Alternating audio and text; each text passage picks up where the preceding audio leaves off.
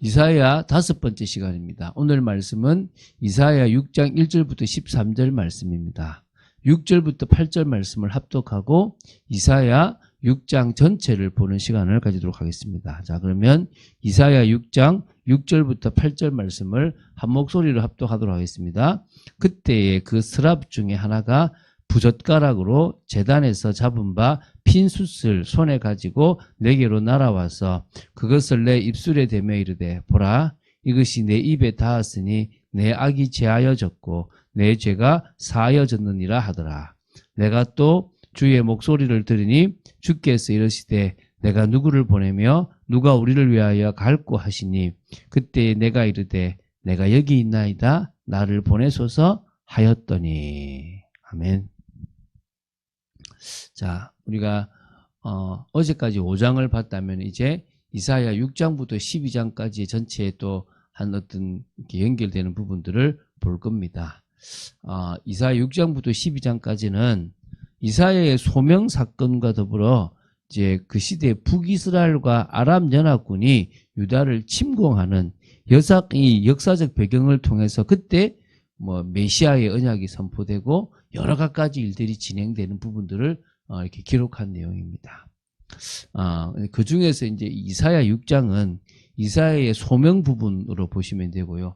일종의 삽입된 내용이라고 보시면 돼요. 그러니까 조금 의도적으로 좀 그 부분을 집어넣은 것 같아요. 근데 그 의도가 정확하게는 모르겠지만 사실은 이 이전에 소명을 받았는데 이때 왜 이런 소명을 또 주셨는지 또 이게 물론 이제 뭐와 관계되냐면 포로와 관계돼 있고 그 포로에서 거의 멸망하지만 남은 자 바로 그루터기를 통하여 하나님이 하시겠다는 중요한 내용들이 있는 부분들은 사실이에요.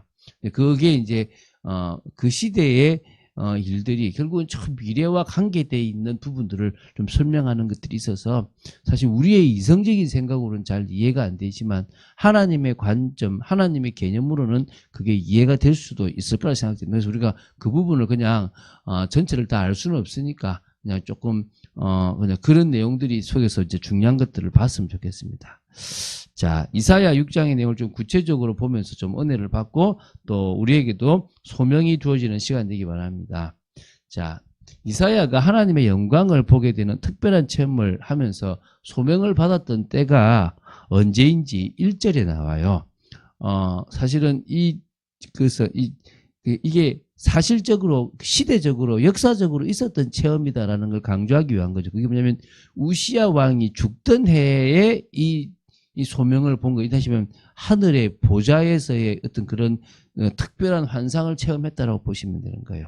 그때가 그러면 우시야가 죽던 해가 언제냐면 대략 한 BC 739년 정도로 추정돼요. 이때가 남유다 왕국 제10대 왕 우시야인데요. 그는 부친 아마샤에 이어 제15대 어린, 그러니까 그 15세의 어린 나이에 뭐였냐면 유다의 왕이 됐어요. 그러니까 10대 왕인데 15살의 왕이 된 거예요. 그래서 죽는 날 동안 무려 52년 동안을 이 남유다 왕국을 통치했던 사람이 누구라고요? 이 우시야란 말입니다. 이제 불행히 그는 통치 후에 나병이 들어 고통스럽고 치욕스러운 삶을 살다가 병으로 죽게 되었어요. 근데 그의 통치 전반과 중반은 여호와 앞에서 굳게 또 이제 여호와를 신뢰하고 또 선지자의 말씀에 순종하고 이렇게 나아가다 보니까 블레셋도 이기고 암몬도 정복하고 또 블레셋 땅에 성을 건축하고 암몬 왕으로부터 이제 조공을 받고 나아가 애굽의 변방에까지 그 명성을 좀 떨치는 어떤 그런 한마디로 왕국의 기세를 좀 이렇게 올렸던 그런 사람이에요. 근데 그게 너무 강성해지다 보니까 이제 교만해져 버린 거예요. 그래서 제사장 외에는 들어가지 못할 성소에 들어가 분향을 하려고 한 거예요.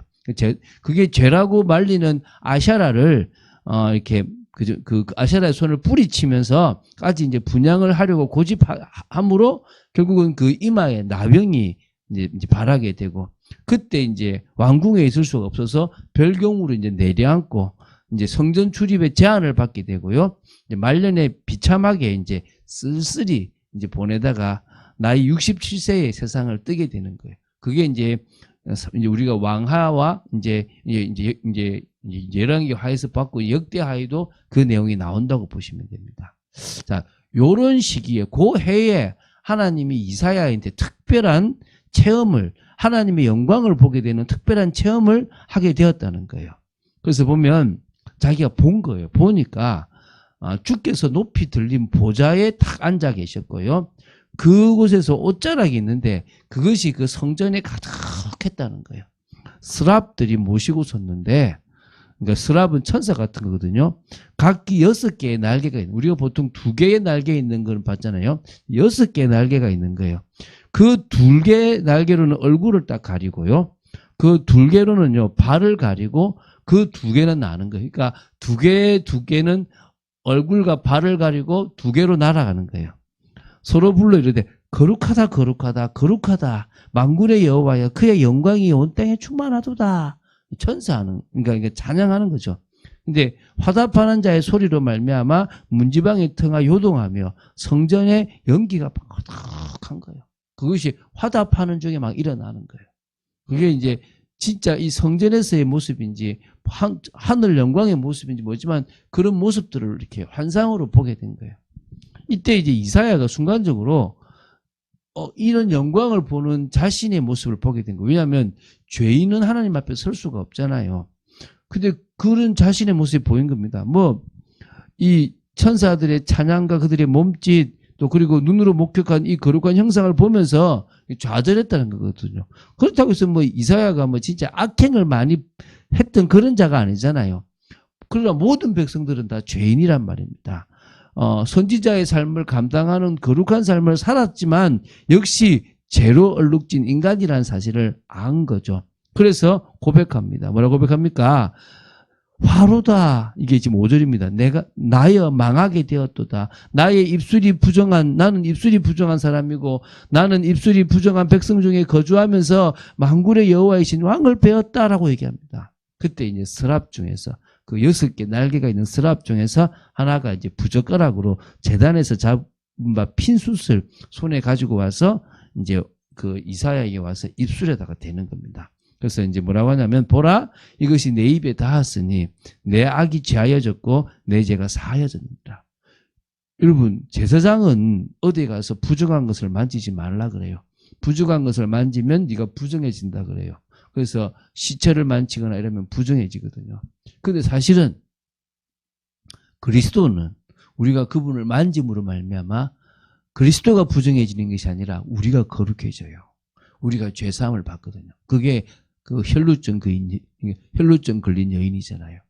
거룩한 곳에 있는 이 제단에 있는 그 숯불까지도 사람에게 대이면 그 거룩함이 누구한테 오게 됩니까? 사람에게 오게 되는 거예요. 이게 어떻게 보면 그리스도로 말미암아 우리에게 거룩함이 오게 되는 은혜를 말하는 거예요. 우리는 부정한 존재이기 때문에 주 예수 그리스도의 그 의가 옴으로 말미암아 부정했던 우리가 거룩해지는 거예요. 이게 얼마나 비밀입니까? 이게 얼마나 큰 은혜입니까? 여러분 이게 믿어지십니까? 믿어지는 여러분 되시기 바랍니다. 아이고 시간이 많이 지났으니까 넘어가겠습니다. 자 그래서요 이제 8절부터 13절입니다. 이사야 선지자의 소명에 관한 내용입니다. 8절에 당신의 일꾼을 찾으시는 여호와를 향하여 이사야가 자원하는 그런 내용이죠. 이제 하나님의 말씀하십니다. 내가 누구를 보내면 누가 우리를 위하여 갖고 여기도 우리란 단어가 나오죠. 삼위 하나님에 대한 부분이 나오죠. 그때 이사야가 중심을 고백합니다. 주님, 내가 여기 있습니다. 나를 보내소서. 이제 그러니까 그래서 바로 이제 여호와께서 이제 가서 말씀을 전파라 그러죠. 너희가 듣기는 들어도 깨닫지 못할 것이요 보기는 보아도 알지 못하리라 하여 이 백성의 마음을 둔하게 하며 그들의 귀를 막히고 그들의 귀가 막히고 그들의 눈이 감기게 하라. 한마디로 못 듣고 못 보게 하라고 이렇게 만드는 사역을 하라는 겁니다. 그 이유가 뭐냐면 워낙 타락해서 무너질 그들이기 때문에 회개하지 못하게 하려고 멸망시키려고 하나님이 아예 그 완악한 마음을 계속 갖도록 만들어버린 거예요. 하나님이 은혜 안 주시면 우리는 오히려 그 완악한 마음이 계속 가버리는 거예요. 얼마나 어리석은 좀 존재입니까? 그러니까 이제 그때 주여 어느 때까지 이런 일이 벌어집니까? 어느 때까지 우리가 그들을 이렇게 이렇게 못 깨닫게 해야 됩니까? 그러니까 이제 참 가혹하잖아요. 그죠? 그 이사야가 볼 때. 가혹한 게 아니라 그들이 죄악이 심각한 겁니다. 늘 기억할게. 하나님이 그렇게 심판하실 수밖에 없을 만큼 죄악이 심각합니다. 이렇게 얘기합니다. 11절 12절. 성읍들은 황폐하여 주민이 없으며 가옥들에는 사람이 없고 이 토지는 황폐하게 되고 여호와께서 사람들을 멀리 옮겨서 이 땅 가운데 황폐한 곳이 많을 때까지다. 그러니까 지금 이사야가 있는 이 우시야 왕이 죽던 해부터 이제 이사야가 선포하는 그것을 이사야의 이 선포하는 그 나라의 백성들이 못 알아듣게끔 되는 거예요. 왜입니까? 멸망시키려고. 그래서 황폐하게 되고 사람도 없고 끌려간다는 거예요. 그래서 이제 이게 이렇게 지금 심판하시겠다는 거예요. 13절에 그죠? 그래서 가는데 13절 그 중에 10분의 1이 아직 남아 있을지라도 다 10분의 9가 가고 10분의 1이 남아 있을지라도 이것도 황폐해질 것이나 다 무너지면. 근데 밤나무 상수리 나무가 배임을 당해도 뭐가 남았습니까? 그 그루터기가 남아 있는 것 같이 거룩한 씨가 이 땅에 그루터기니라 남아 있게 돼 있다는 거죠. 하나님이 결국은 다시 하나님의 백성들을 통해서 뭡니까? 회복시키겠다는 거죠. 오늘 이게 이제 하나님 주시는 은혜의 말씀입니다. 그래서 결국은 이게 바벨론으로 끌려가고 거기서 고통받고 거기서 이제 정말 그루터기 같은 존재들이 다시 회복시킨다는 것을 의미하는 겁니다. 결국 지금 이 교회가 만약에 이 시대에 하나님 앞에 서지 못하고 하나님이 원하시는 것을 모르고 기복신앙에 빠지고 살아간다면 하나님은 더 길을 막고 더 눈을 막게 하는 그 일들을 하시면서 결국은 심판으로 가게끔 만드시겠죠. 우리는 믿음을 가져야 됩니다. 그 믿음은 예수가 그리스도고 그분이 구원자라는 믿음과 더불어 그분은 나의 왕이시고 나의 주인이니까 나는 그분의 말씀에 순종하며 그분의 뜻을 이루겠습니다라는 그 중심이 있는 게 믿음이에요. 그때 성령이 역사하시거든요. 그 믿음을 보시고. 그러면 그때부터 우리는 뭡니까? 진짜 변화된 하나님의 뜻을 이루는 삶을 살아갈 수가 있다는 것입니다. 우리 빌립보서를 통해서도 나 중심이면 문제 해결이잖아요. 하나님 중심이면 그 문제를 통해서 하나님의 언약이 성취되는 겁니다. 그래서 가장 복음적이고 가장 하나님의 뜻에 맞는 것들을 찾아가는 그런 귀한 인생이 되시기를 주 예수 그리스도 이름으로 축원드립니다. 주는 그리스도시여 살아계신 하나님의 아들이심을 고백합니다. 주님, 저희들이 여기 있습니다. 저희들을 사용하여 주시고 보내주십시오. 주님, 저희들을 통하여 이 시대에 당신이 하시고자 하는 일들을 하는데 사용하여 주시고 역사하여 주시옵소서. 기복신앙에 빠지거나 잘못된 믿음 속에 있는 것이 아니라 올바른 믿음을 통하여 참응답 받는 저희들이 되어지기를 간절히 소원합니다. 주 예수 그리스도 이름으로 기도드립니다. 아멘.